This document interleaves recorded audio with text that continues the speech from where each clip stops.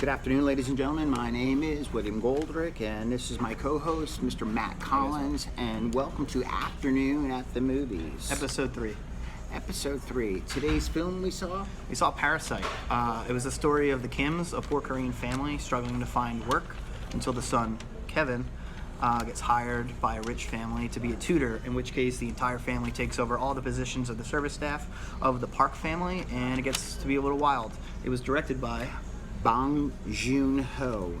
It won 4 Oscars last year, and some things I liked about it was there was two major struggles going on, and it was both physical and mental.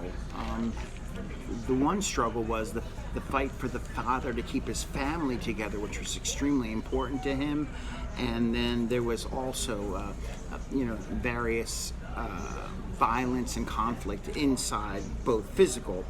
But the thing that really kind of got me was the suspense and the roller coaster ride we were on with water. I just kept on hearing rain, rain, rain, hitting the walls, hitting the floors, hitting the roof, and it was like a pulsating heartbeat. It was very much like the pulse of the film. Billy, the intensity of the movie was up there for me. It was rivaled Uncut Gems, and it didn't help the fact that you had a giant stone in this movie as well. I have to say I love the shots of the mountains in Korea.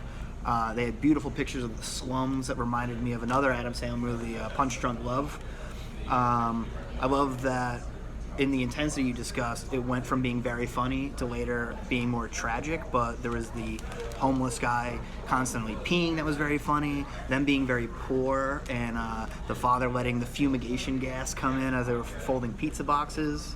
And I thought the peaches, when they were attacking the housekeeper, and they knew that she had an allergy towards peaches, and every time that she was around peaches, she would cough. And I thought that was pretty funny.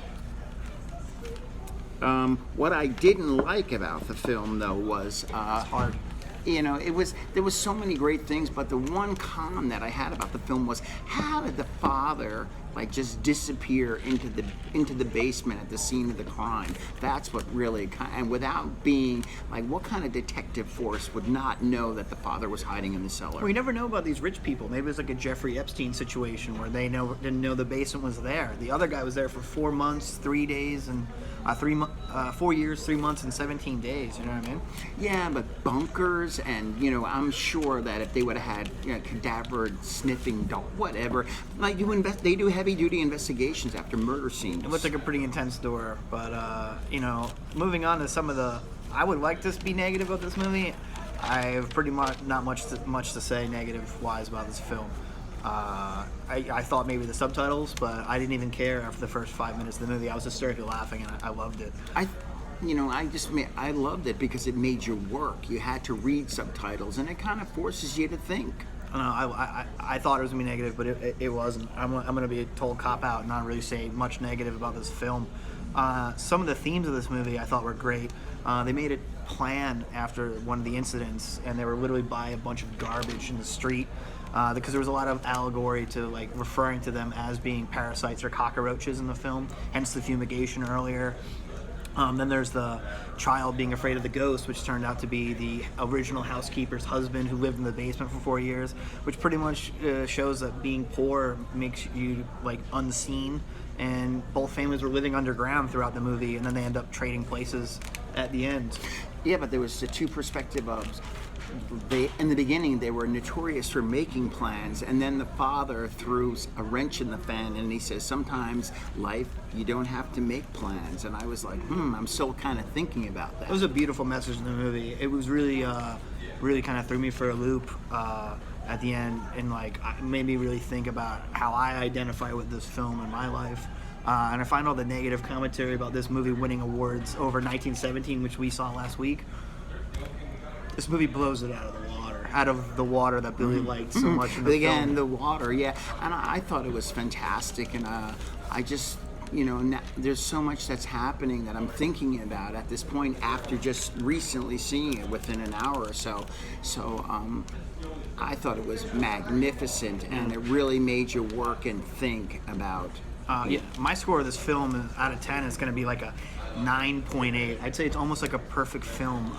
The way they discuss the rich and the poor. If you've ever had a creditor call you to shut your cell phone off or something, or if you've ever had a boss who spoke down to you because they thought they were better than you, you should probably relate to this movie pretty well. What did you think, Billy? I'm like right on board with that, and each, I have my struggles, but I still have my, the father wanted human dignity, and that's what he was just searching for, just simplistic amounts of respect, and that's all we want as humans, and some people are out that, employers that we work for, we just don't get it. And all the viewers want is your score, Billy. Are you matching mine? Are you giving it 9.8? Are we twin scores? See, I you know what? I'm cruising way up. I'm like 9.9? easy, like Perfect 9. 10? I like 9.9. Yeah. 9.8, 9.10. Highest rated movie we've ever seen. Billy went to the bathroom after the film, and I sat teary-eyed for like 5 minutes. So I loved it. I want to thank Billy. I want to thank Boon Joon-Ho for making this movie. It was amazing. I want to thank this White Castle that we're in, and hopefully next week we have one. Please like and subscribe. Absolutely, and we hope to see you again. Come on out. And just join us, because we'll be out on Facebook, and we look forward to seeing you. Thanks again. Bye, guys. Take care.